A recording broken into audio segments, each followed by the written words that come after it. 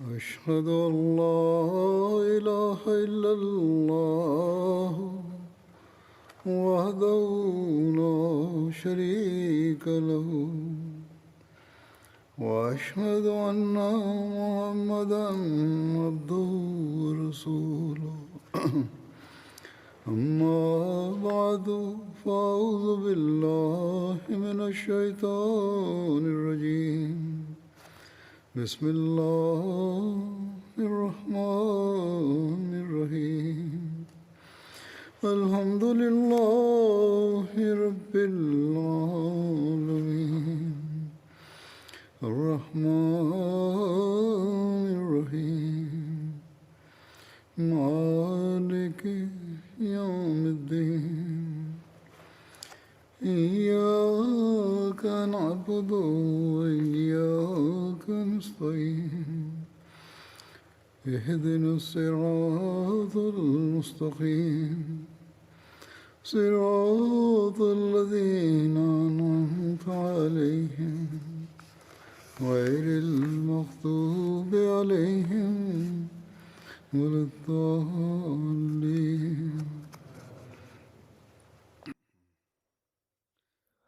Сегодня я продолжу повествование о Хазрате Умаре, да будет доволен им Аллах, и расскажу о победе, одержанной им над Байтуль-Мукаддасом в 15 году по хиджре.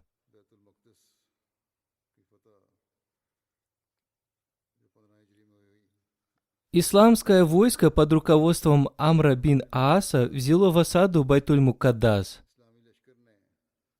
К нему присоединилось войско Абу Убайды. Не вытерпев осады, христиане предложили заключить мир, но при этом поставили условие, чтобы Хазрат Умар лично заключил с ними мирный договор. Абу Убайда передал эту весть Хазрату Умару, который собрал совет, на котором Хазрат Али посоветовал ему отправиться туда самому лично для заключения этого мирного договора. Этот совет Хазрата Али понравился Хазрату Умару, да будет доволен ими Аллах. Таким образом, назначив Хазрата Али амиром Медины, Хазрат Умар отправился в поездку для заключения мирного договора. Согласно другой версии, он назначил амиром Хазрата Усмана. Эта поездка Хазрата Умара носила необычный характер. Цель этой поездки заключалась в том, чтобы вселить в сердцах врагов благоговейный страх. Тем не менее, Хазрат Умар не отправился туда, подобно мирским правителям, в сопровождении большого войска и глашатаев. Он даже не взял с собой шатра. Хазрат Умар поехал туда верхом на коне в сопровождении нескольких мухаджиров и ансаров. Согласно другому повествованию, вместе с ним был и его слуга.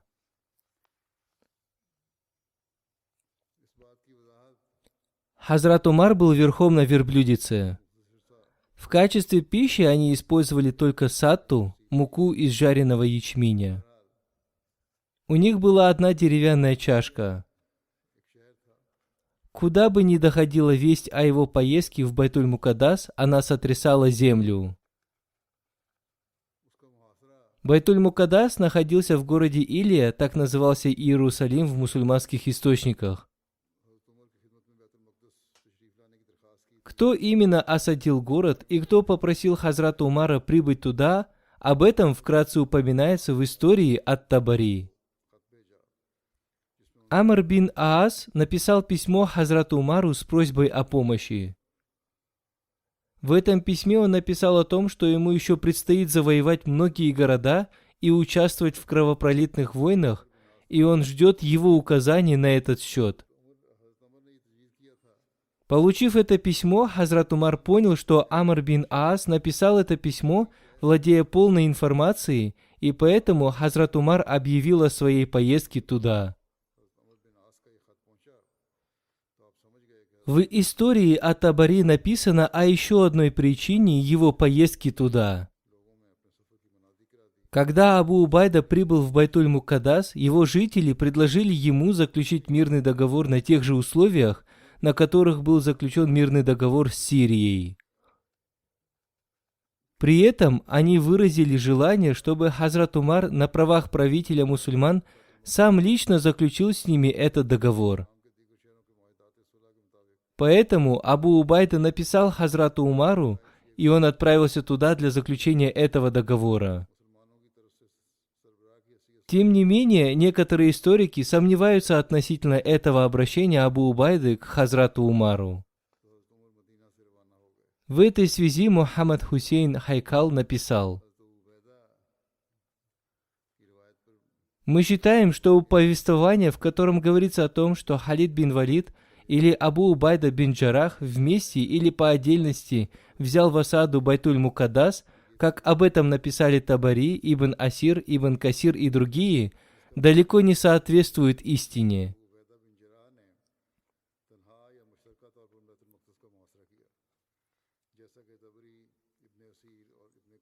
В истории Табари повествуется о том, что причина прибытия Хазрата Умара в Сирию заключалась в том, что Абу Убайда осадил Байтуль-Мукаддас, и его жители предложили ему заключить с ними мирный договор на тех же условиях, на которых был заключен договор с Сирией. Но при этом они поставили условие, чтобы Хазрат Умар сам лично заключил с ними этот договор.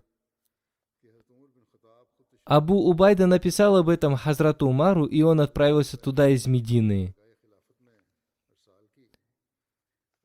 «Я считаю, — говорит Мухаммад Хусейн Хайкал, — это повествование далеким от истины, поскольку во время осады Байтуль-Мукаддас Абу Убайда и Халид бин Валид завоевывали Химс, Халб, Антакию и другие города.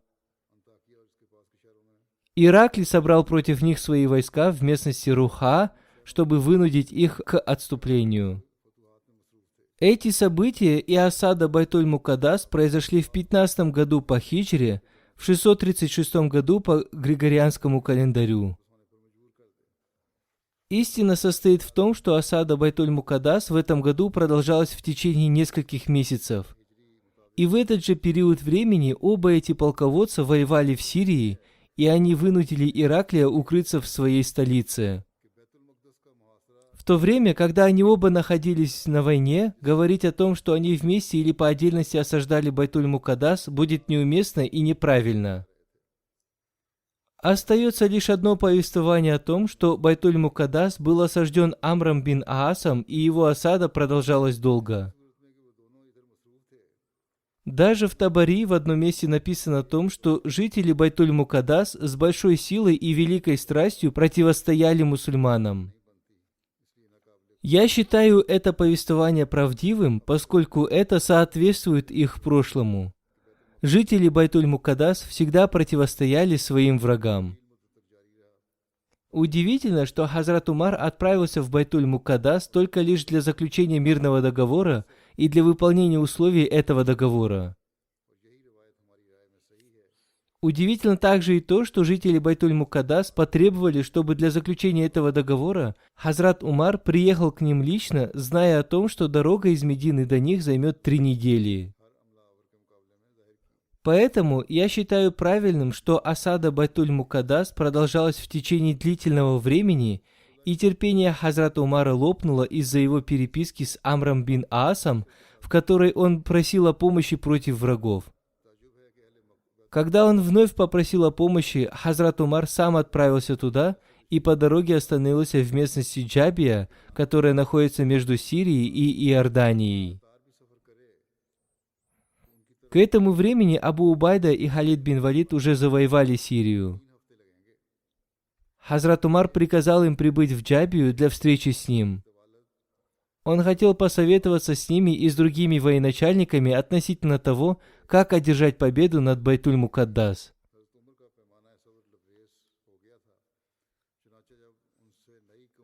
Атрабун и Сафарниус узнали о прибытии Хазрата Умара. Хузур поясняет: существуют разногласия относительно их имен. В книгах на арабском языке их имена пишутся как Артбун и Сафрониус. Согласно исследованиям Хайкала, их звали Ат-Трабун и Сафарниус.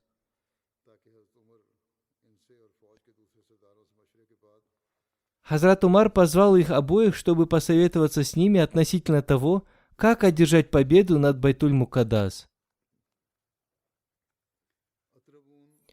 Оба главы, Атрабун и Сафарниус, узнали о прибытии Хазрата Умара и о том, что совершили в Сирии Абу Убайда и Халид бин Валид. Они поняли, что им будет трудно противостоять.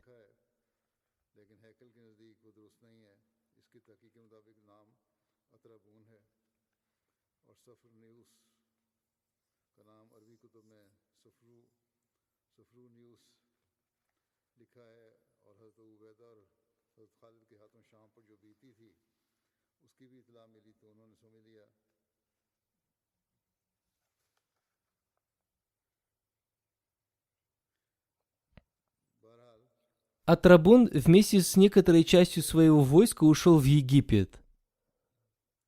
А их престарелый патриарх Сафроний посчитал спасением заключение мирного договора с мусульманами. Узнав о том, что правитель мусульман находится в Джабии, он попросил его приехать лично и заключить с ними мирный договор. Расстояние между Джабией и Байтуль-Мукаддас не было настолько большим, чтобы отказать им в их просьбе. Я считаю этот факт более достоверным. Согласно историческим данным, это соответствует времени завоевания Сирии и Палестины.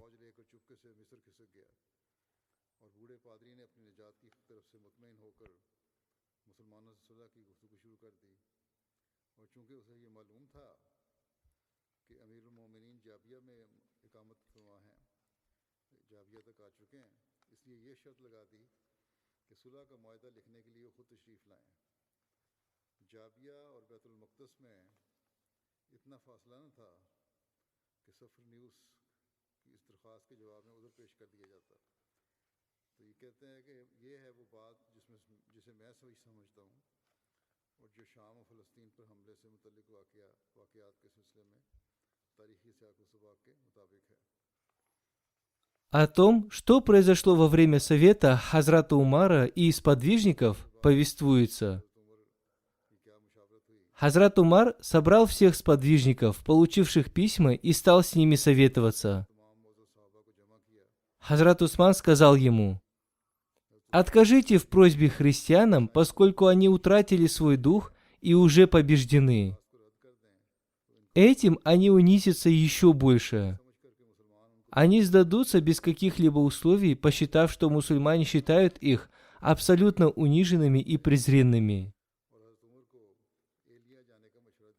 Хазрат Али выступил против этого. Он посоветовал Хазрату Умару отправиться в Илию, Иерусалим, и сказал: «Мусульмане переносят все тяготы холода, войны и длительной осады. Для вас и для нас будет лучше, если вы поедете туда. Если вы откажетесь от поездки и примирения, то это не будет полезным для нас, поскольку враги будут продолжать укрываться в своей крепости и со временем получат помощь как внутри страны, так и от правителей Византии, поскольку Байтуль-Мукаддас является для них их храмом и святым местом».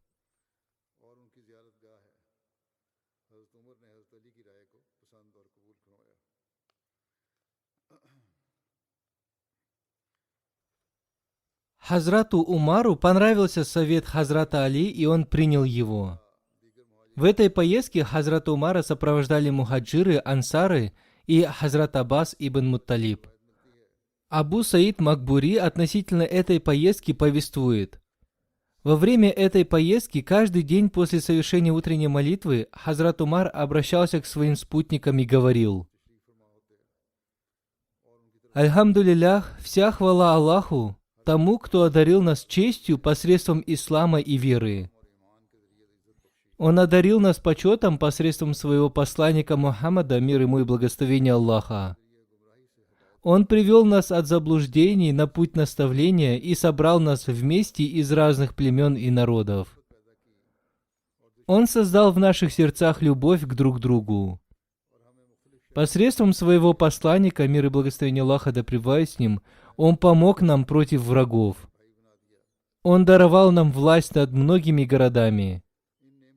Посредством своего посланника, мир и благословение Аллаха да пребывает с ним, Он сделал нас братьями, любящими друг друга. Поэтому прославляйте Всевышнего Аллаха за эти Его блага и снова просите Его о помощи.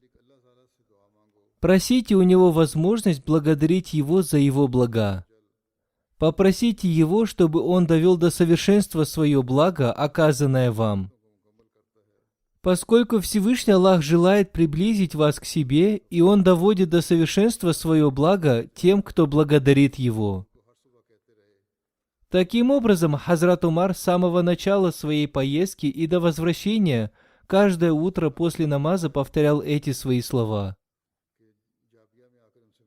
О его поездке было сообщено мусульманским командующим, чтобы они встретили его в Джабие. Согласно его повелению, его встретили Язид бин Абу Суфьян, Халид бин Валид и другие.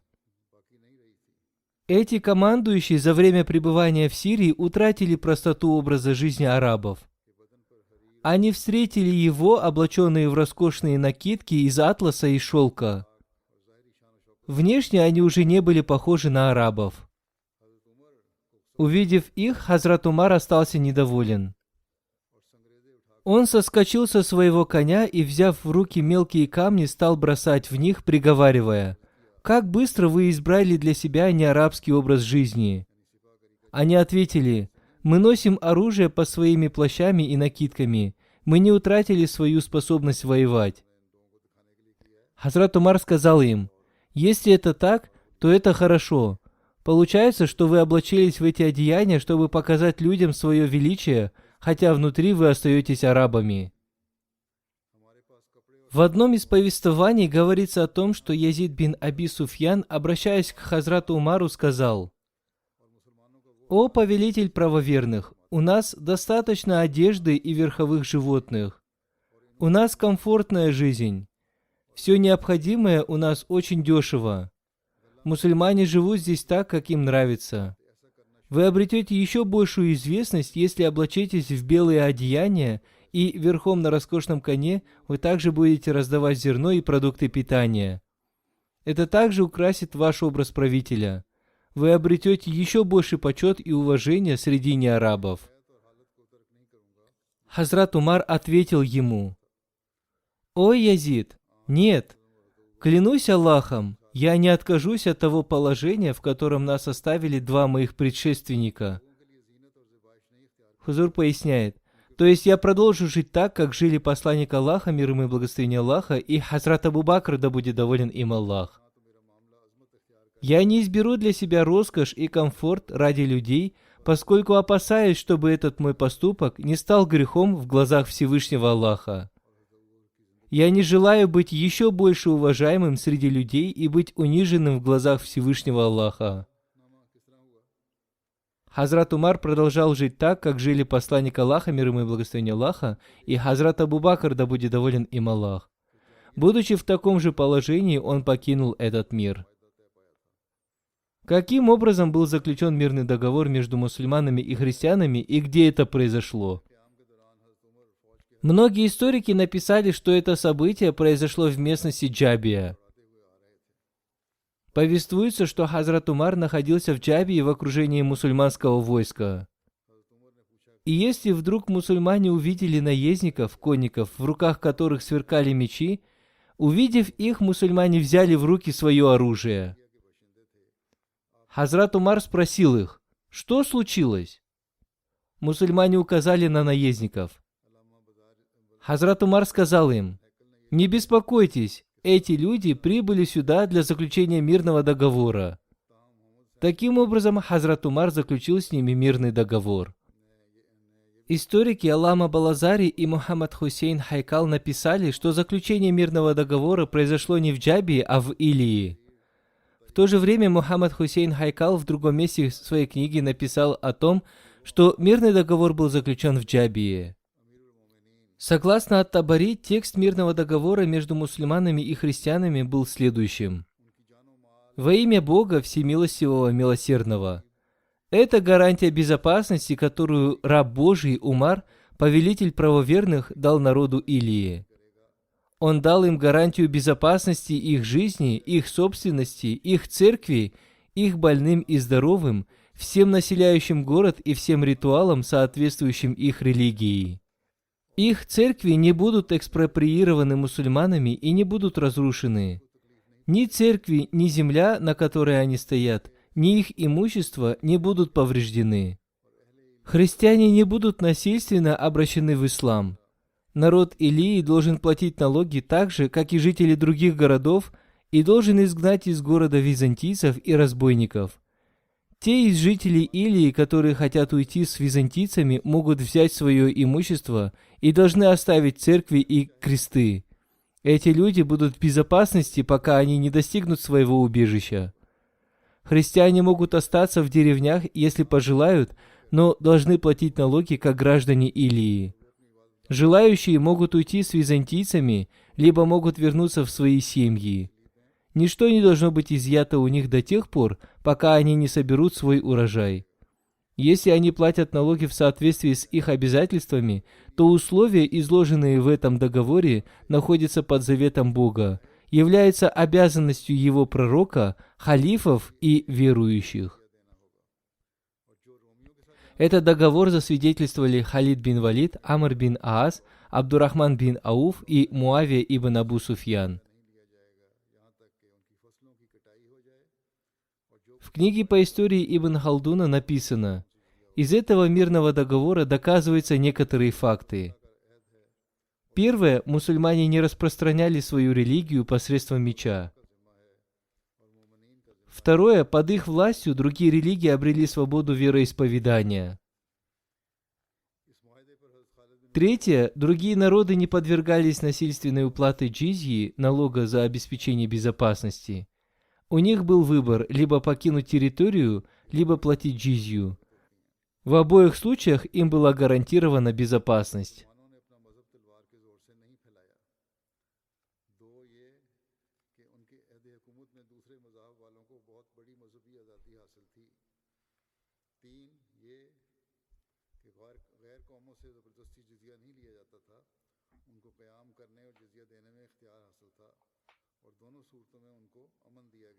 Когда об этом мирном договоре узнали жители Рамлы, они тоже поспешили заключить мирный договор с повелителем правоверных.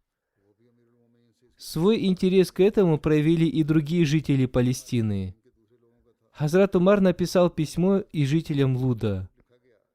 И жители этого и других городов согласились подчиниться мусульманам. В этом письме Хазрат Умар гарантировал жителям Луда безопасность их жизни, имущества, церквей, крестов, безопасность как для здоровых, так и для больных людей, а также представителям других религий. Хазрат Умар написал, что если они будут платить джизью, то для них не будет принуждения в религии, и не будет нанесено никакого вреда их религиям из-за разногласий в вероисповедании. Освободившись от дела по составлению мирного договора с другими народами, Хазрат Умар назначил 2 правителей Палестины. Он разделил между ними власть над Палестиной пополам. Рамла стала центром управления одной из сторон. Ее главой был назначен Аль-Кама бин Хаким. Аль-Кама ибн Муджазиз стал правителем другой половины. Его центром стал город Илия.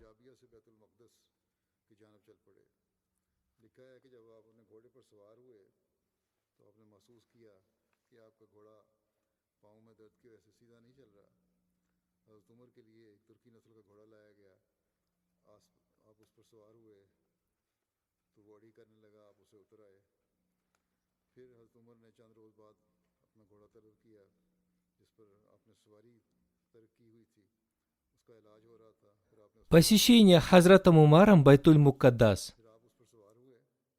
После заключения мирного договора с жителями Илии, Хазрат Умар из Джапи отправился в Байтуль-Мукаддас.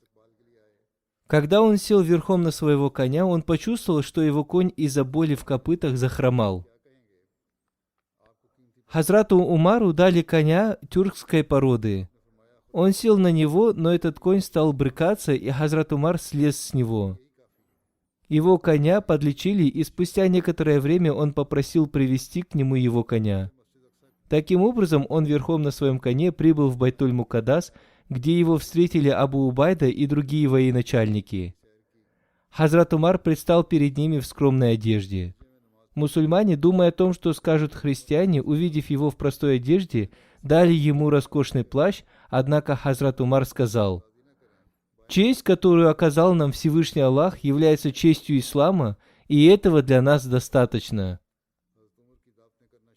Христианские патриархи добровольно вручили Хазрату Умару ключи от города.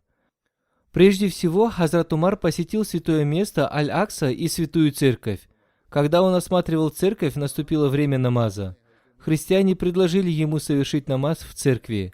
Однако Хазрат Умар отказался от совершения намаза в церкви с мыслью о том, чтобы в будущем мусульмане не превратили ее в мечеть под тем предлогом, что он совершил в ней намаз. Таким образом, он совершил намаз за пределами церкви. Во время пребывания Хазрата Умара в Илии, военачальники пригласили его в свои шатры, чтобы угостить его. Они приготовили пищу и пригласили Хазрата Умара, и он принял их приглашение в знак уважения. Тем не менее, Абу Убайда не пригласил его. Обращаясь к нему, Хазрат Умар сказал: «О, Абу Убайда, кроме тебя меня пригласили все военачальники».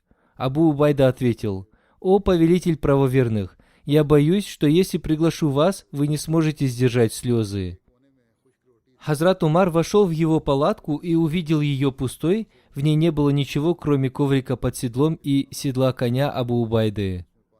Коврик служил ему постелью, а седло подушкой.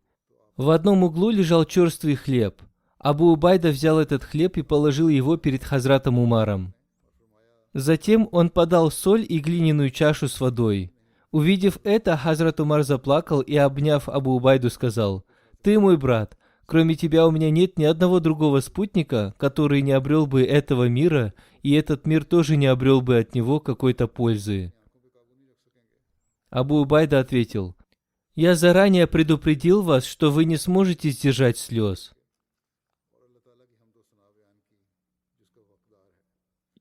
После этого Хазрат Умар вышел наружу и, стоя перед людьми, сначала должным образом воздал хвалу Всевышнему Аллаху и, призвав благословение на посланника Аллаха, мир ему и благословение Аллаха, сказал: «О мусульмане, воистину Всевышний Аллах исполнил свое обещание. Он помог вам против врагов. Он отдал в ваши руки много стран и даровал вам власть над ними. Одним словом, благодарите Его за оказанное вам благо. Остерегайтесь ослушания, поскольку ослушание – это неблагодарность за блага Всевышнего Аллаха. Не может случиться так, чтобы Всевышний Аллах даровал какому-то народу благо, и он не благодарил его за это. Всевышний Аллах обязательно заберет у них эту честь, если они вскоре не раскаются». Хузур поясняет: если они не раскаются и будут неблагодарны, то они будут лишены чести, и их благо исчезнет. Враги будут властвовать над ними. Хазрат Умар пробыл в Илии много дней, поскольку там находилось много военачальников и сборщиков налогов. Хазрат Умар дал им много нужных советов и наставлений. В один из дней к нему пришел Билял и пожаловался, что военачальники питаются птичьим мясом и хлебом из муки высшего сорта, в то время, когда другие мусульмане не имеют даже обычной пищи. Хазрат Умар спросил об этом военачальников. Они ответили ему: «Здесь все эти вещи дешевые. На те деньги, на которые мы можем купить в Хиджазе финики и хлеб, здесь мы можем купить птичье мясо и муку высшего сорта». После этого Хазрат Умар не запретил им этого, но повелел назначить каждому воину, кроме жалования, дополнительные продукты питания из трофеев. В другом месте описываются подробности этого. Язид бин Абу Суфьян ответил Хазрату Умару: «Здесь эти вещи очень дешевые, и на ту сумму, которую посчитал Билял, здесь мы можем питаться долго». Хазрат Умар сказал: «Если это правда, то питайтесь в довольстве и с наслаждением. Я не вернусь обратно, пока вы не представите мне список продуктов с их ценами. Я составлю бюджет для бедных мусульман городов и сел. Затем из этого бюджета, согласно нуждам семей, вы раздадите им пшеницу, ячмень, мед, оливковое масло и другие продукты питания. Здесь он обратился к бедным мусульманам и сказал, что составил список необходимых для них продуктов питания. Он уверил их в том, что эти продукты будут розданы им их правителями. Он заверил их, что эти продукты будут выдаваться им помимо жалования, которое они получат из Байтуль-Мал. А если их правители не будут раздавать им продукты, то он попросил сообщить ему об этом, чтобы незамедлительно уволить их.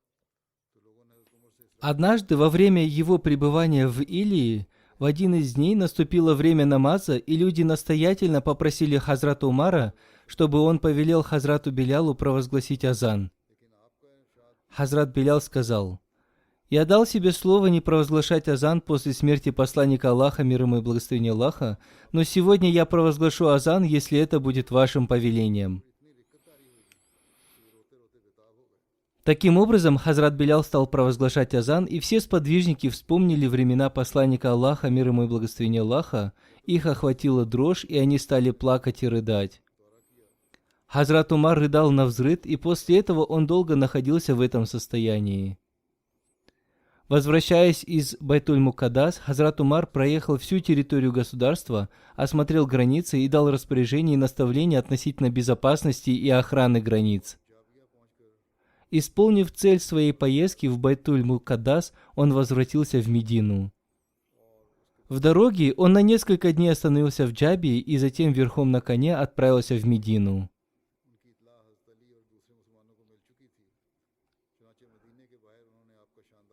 Хазрат Али и другие мусульмане в Медине уже знали о подробностях его поездки в Палестину, и они встретили его за пределами Медины.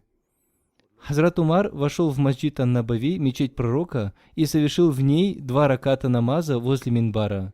Затем он поднялся на минбар, и люди собрались вокруг него. В начале своей речи, воздав хвалу Всевышнему Аллаху и призвав благословение на посланника Аллаха, мир ему и благословение Аллаха, он сказал: «О люди! Всевышний Аллах даровал этой умме множество благ, чтобы она восхваляла и благодарила Его. Всевышний Аллах одарил эту умму честью и почетом. Он объединил всех вас и даровал вам победу. Он помог вам против ваших врагов и даровал вам почтение. Всевышний Аллах даровал этой умме величие, богатство и территорию многобожников. Поэтому как можно больше благодарите Его, чтобы Он одарил вас еще большим благом. Восхваляйте Его за Его блага, чтобы Он всегда продолжал даровать вам свои блага. Пусть Всевышний Аллах причислит меня и вас к числу тех, кто благодарен». После этих слов Хазрат Умар спустился с минбара. Хазрат первый халиф обетованного Мессии, да будет доволен им Аллах, сказал: «Во время осады Иерусалима христианские патриархи попросили, чтобы халиф мусульман заключил с ними мирный договор. Хазрат Умар со свойственной ему простотой в скромной одежде отправился к ним вместе со своим слугой. Они по очереди ехали на одном верблюде. Увидев их, Абу Убайда предложил им переодеться и продолжить свой путь верхом на коне. Сначала Хазрат Умар принял его предложение, но спустя некоторое время он слез со своего коня и сказал: «Верните мне мою одежду и верблюда». Таким образом, он отправился туда в своей скромной одежде. Увидев его скромность и простоту, патриарх был сильно удивлен, и ключи выпали из его рук. Он сказал, что они не в силах противостоять такому полководцу. Так Хазрат первый халиф обетованного Мессии описал это событие. В этой связи обетованный реформатор сказал: «В Иерусалиме есть одно святое место, которое считается иудеями самым благословенным местом, как для нас Кааба». После победы мусульман над Иерусалимом христиане предложили Хазрату Умару совершить намаз в этом месте. Хазрат Умар ответил им, что боится того, что если он совершит намаз в этом месте, после него мусульмане сделают это место местом своего поклонения. И по этой причине он совершил намаз в другом месте.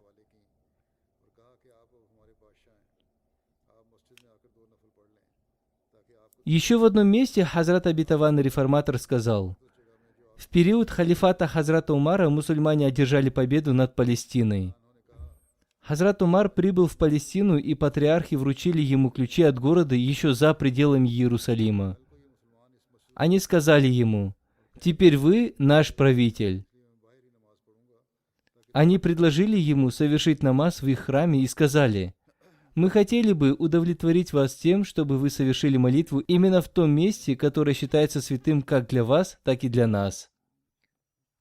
Хазрат Умар ответил им: «Я не могу совершить здесь молитву, поскольку являюсь халифом мусульман. Я не хочу, чтобы завтра мусульмане под тем предлогом, что их халиф совершал здесь намаз, отобрали у вас ваше место поклонения. Поэтому будет лучше, если я совершу намаз за пределами этого места». В 17 году по хиджре византийцы предприняли свою последнюю попытку противостоять мусульманам. И благодаря этой их попытке мусульмане полностью овладели Сирией. Мусульмане день за днем одерживали победы, и их территория значительно расширилась. Соседние государства уже боялись того дня, когда станут побеждены мусульманами. Жители Аль-Джазиры были в отчаянии после укрытия из Дигерда в Ре. Аль-Джазира находится между Ираком и Сирией. Жители Аль-Джазиры написали Ираклию письмо. Они попросили его отправить свои войска по морю против мусульман, чтобы изгнать с завоеванных ими территорий. В свою очередь, они обещали ему помощь. Ираклий, подумав над их предложением, пришел к выводу, что в этом нет ничего предосудительного. Спустя некоторое время они снова написали ему письмо. Из этого письма он понял, что их намерения тверды. Он понял, что арабы-христиане крепко держатся за свою религию и предпочитают умереть за нее. Спустя год после того, как Ираклий покинул свою страну Сирию, в его сердце уже не было страха, который он испытывал прежде. Он также видел, что приграничные к стране территории стали суверенными, и они тоже могли противостоять мусульманам. Вдобавок к этому, его флот тоже был еще боеспособным. Он знал, что мусульмане опасаются любого нападения с моря, и это лишь укрепило его намерение. Он дал свое согласие жителям Аль-Джазиры. Своими письмами он возбудил народ на приграничных территориях. Он написал, что уже приказал своему флоту отправляться в полной боеготовности из Александрии в Антакию. Получив приказ Ираклия, из Аль-Джазиры в Хомс отправилось 30 тысяч воинов. Получив сообщение об этом, Абу Убайда вызвал Халида бин Валида из Кансерина, чтобы посоветоваться с ним. Два полководца приняли решение собрать все мусульманские войска на северной границе Сирии. Таким образом, мусульманские войска из Антакии, Хамада, Халба и других регионов собрались в Хомсе. Они также получили известие, что уже вся страна знает о том, что Ираклий отправил свои войска морским путем. Также и жители Аль-Джазиры отправились в сторону Хомса. И теперь все люди повсюду стали советоваться между собой, как отразить нападение Ираклия и его союзников. Когда флот Ираклия приплыл в Антакию, жители этого города отворили ворота и стали противниками мусульман. По всему северу страны начались мятежи. Абу Убайда оказался в осаде в Хомсе, который с 4 сторон был осажден мятежниками. Враги двигались туда как с моря, так и с суши. Абу Убайда собрал свое окружение и сообщил им о том, что он также написал письмо повелителю правоверных и попросил его помощи в связи с возникшей опасностью. Затем он спросил мусульман, как встречать врага, находясь в городе или за его пределами, ждать ли помощи из Медины. Халид бин Валид предложил сражаться за пределами города. Все остальные военачальники, кроме него, предложили укрыться в городе и ждать помощи из Медины. Абу Убайда выслушал все предложения и не принял совета Халида бин Валида. Таким образом, они выкопали окопы и написали Хазрату Умару о своем решении. Хазрат Умар не мог допустить того, чтобы мусульманские войска из Сирии и Ирака подверглись опасности, и чтобы победы ислама прекратились. Такой опасности они подвергались в начальный период халифата Хазрата Умара. Такой же опасности они могли подвергнуться в любой момент. Для того, чтобы уберечься от этого, Хазрат Умар приказал построить города Басру и Куфу. Оба эти города были военными городами. Там жили только мусульмане. Кроме этого, в других 7 городах Хазрат Умар мобилизировал по 4000 конных воинов, и они всегда находились в полной боевой готовности в случае возникновения таких ситуаций. Получив письмо Абу Убайды, Хазрат Умар понял, что его великий военачальник находится в большой опасности. После получения этого письма он сразу же отправил свой приказ Сааду бин Аби Вакасу немедленно отправить Каака ибн Амра на помощь в Хомс, поскольку Абу Убайда находится там в осаде. Эта помощь должна была прибыть к нему как можно быстрее. Как только Саад получил это письмо, он сразу же отправил туда Каака вместе с 4000 конных воинов из Куфы. Была опасность того, что этих 4000 воинов будет недостаточно для отражения нападения врагов, поскольку из Аль-Джазиры в Хомс было отправлено 30 000 византийских воинов. Кроме того, в Антакию прибыл флот Ираклия. Хазрат Умар знал, что его войска подвергаются опасности в каждом городе Сирии. Он знал, что если все войска отправятся в Хомс, то по всей Сирии начнутся беспорядки. Кроме этого повеления, Хазрат Умар сделал и другие распоряжения, которые еще раз доказывают его мудрость и проницательность. Жители Аль-Джазиры выступили против мусульман, думая о том, что их поселения защищены от мусульман.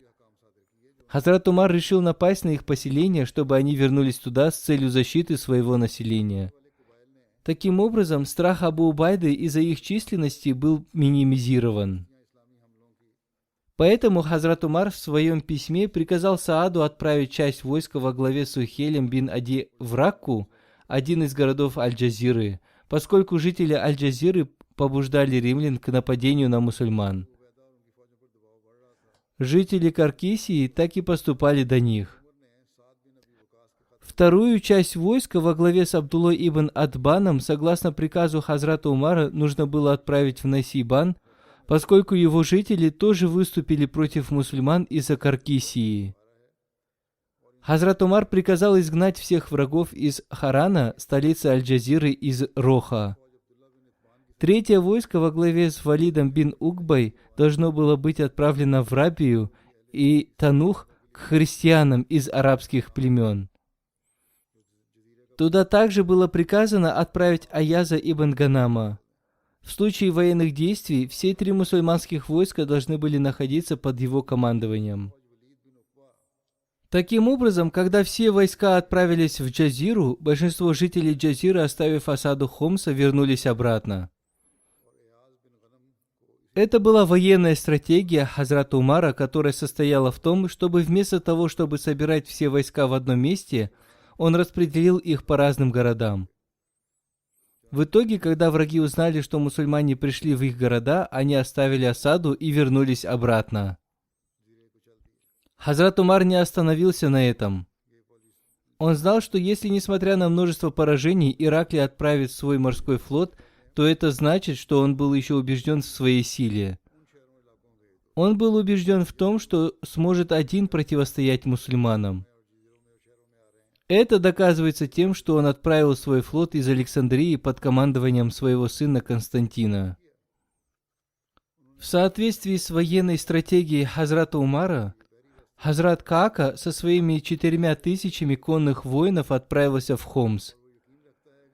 Сухейль бин Ади, Абдулла бин Идбан, Валид бин Угба и Аяз ибн Ганам были отправлены в Аль-Джазиру, чтобы подавить их мятеж.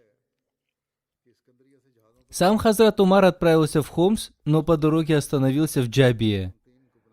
Жители Аль-Джазиры помогли византийцам в осаде Хомса. Они получили весть о том, что мусульманские войска из Ирака отправились на помощь к мусульманам. Но они не знали, направляются ли они в Хомс или к ним в Аль-Джазиру. Поэтому они отправились обратно помогать своим братьям и оставили византийцев без помощи. Утром Абу Убайда узнал о том, что жители Аль-Джазиры вернулись обратно, и против них осталось только войско Ираклия. Он собрал всех своих военачальников и приказал всем выступить против византийцев за пределами города. Услышав об этом, Халид бин Валид очень обрадовался. Он сказал: «Нужно молниеносно атаковать римлян, пока они не придумали нового плана действий». Абу Убайда выступил перед воинами с вдохновляющей речью, сказав: «О мусульмане, тот, кто будет твердо стоять на своих стопах и останется жив, вся страна и ее богатства будут брошены к его ногам. Если он погибнет, он обретет честь мученика. Я свидетельствую об истинности слов посланника Аллаха, мир ему и благословение Аллаха, о том, что обязательно войдет в рай тот, кто умрет, не будучи многобожником». Его речь еще раз подняла боевой дух мусульман, и все они стали готовиться к сражению. Абу Убайда возглавил центр войска, Халид бин Валид его правый фланг, Аббас левый фланг, и началась битва между двумя войсками. После незначительного сражения враги дрогнули и потерпели поражение. Когда Каака бин Амр вместе со своим войском прибыл в Хомс, прошло уже 3 дня после победы. Как только Хазрат Умар прибыл в Джабию, к нему пришел посланец от Абу Убайды, который сообщил ему весть о победе за 3 дня до прибытия Кааки. Он спросил его, выделять ли долю Кааки бин Амру из трофеев или нет.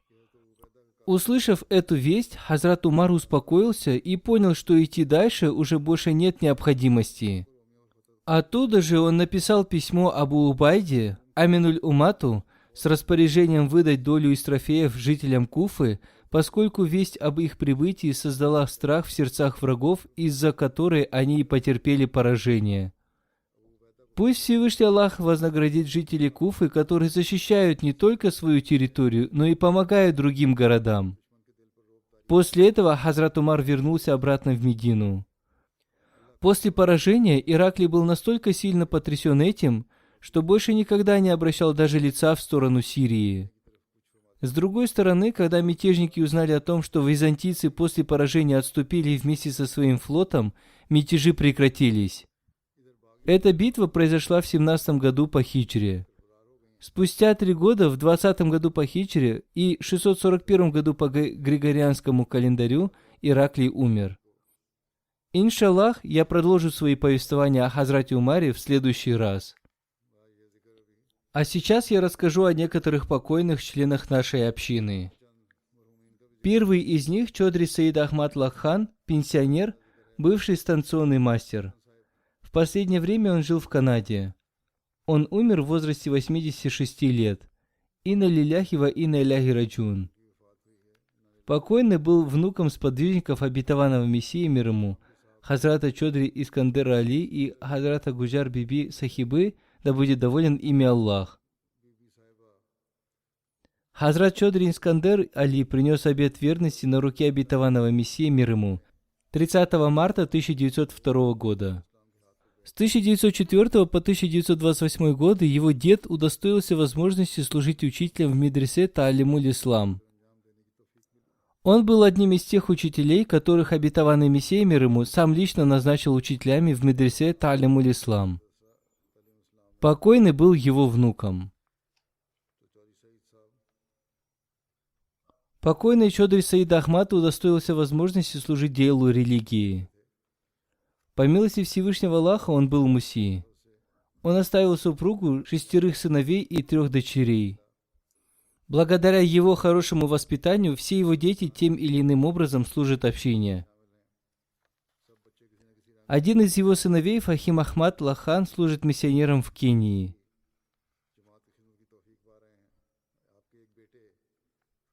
Из-за своего пребывания там он не смог приехать на похороны своего отца. Пусть Всевышний Аллах одарит его терпением и стойкостью. Пусть Всевышний Аллах простит покойного и смилуется над ним. Покойный обладал религиозной ревностью. Во время учебы в средней школе в городе Самундари в 1953 году Маджлиси Ахрар организовал свою джальсу в его школе. Он тоже принял участие в этой джальсе вместе с другими школьниками из числа неахмади. Атаулла Шах Бухари в своей речи стал произносить оскорбительные слова в адрес Хазрата обетованного Мессии, мир ему. Покойный Саид Сахиб во время его речи встал со своего места и громко заявил, что Маульви Сахиб лжет. Он заставил его замолчать.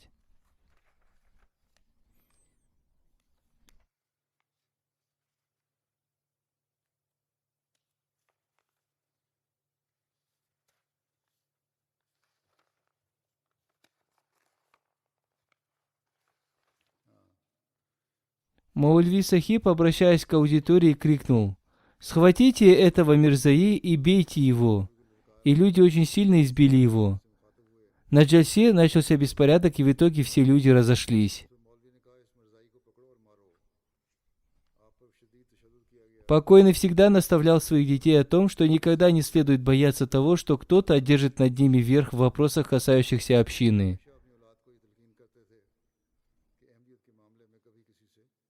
Второй покойный Мухаммад Шахабуддин Сахиб, заместитель национального амира общины Бангладеш. Он умер 12 июля. Инна лилляхи ва инна иляйхи раджиун. Покойный принял Ахмадият в 1964 году после одного из своих снов в возрасте 18 лет. Он был муси и одним из старых служителей общины. Покойный обладал многими хорошими качествами.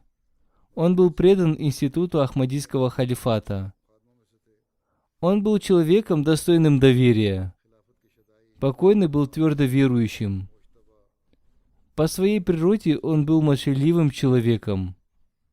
Он очень хорошо знал, что является полезным для общины. Перед своей смертью он заплатил все свои взносы чанда васият. Старший сын покойного, Шамсуддин Ахмад Маасум Сахиб, служит в общине миссионером.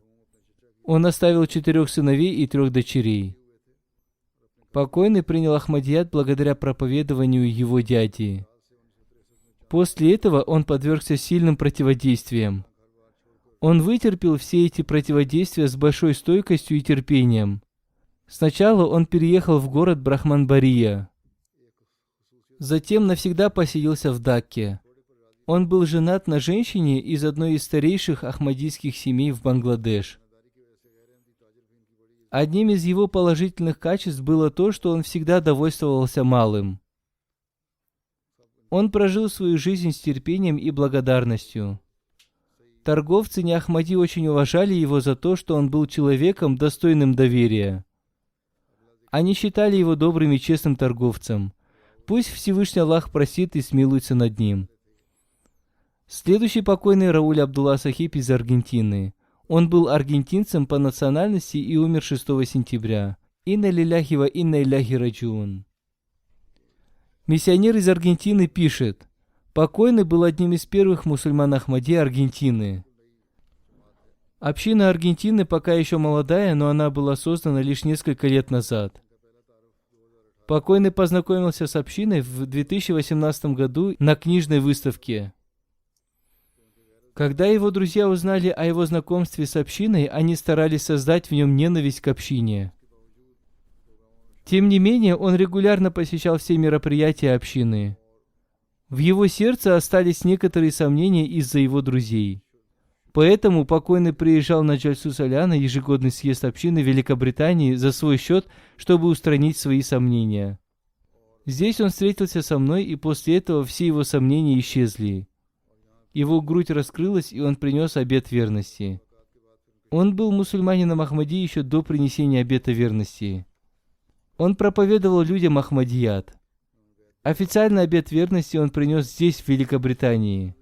Он был единственным мусульманином в своей семье. Его друзья до самой его смерти старались оторвать его от Ахмадията. Однако он стойко стоял на своей вере в Ахмадият. Покойный обладал ревностью в отношении Ахмадията.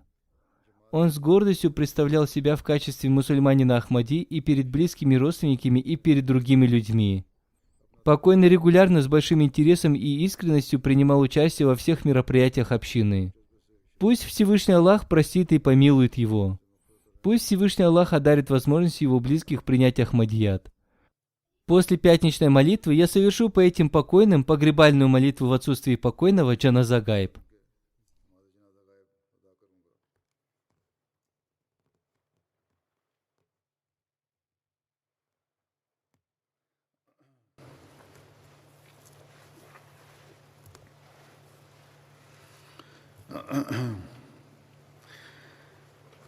الحمد لله الحمد لله نحمده ونستعينه ونستغفره ونؤمن به ونتوكل عليه ونعوذ بالله من شرور أنفسنا ومن سيئات أعمالنا من يهده الله فلا مضل له ومن يضلل فلا هادي له ونشهد أن لا إله إلا الله ونشهد أن محمدا عبده ورسوله عباد الله رحمكم الله إن الله يأمر بالعدل والإحسان وإيتاء ذي القربى وينهى عن الفحشاء والمنكر والبغي يعظكم لعلكم تذكرون اذكروا الله يذكركم وادعوه يستجب لكم ولذكر الله أكبر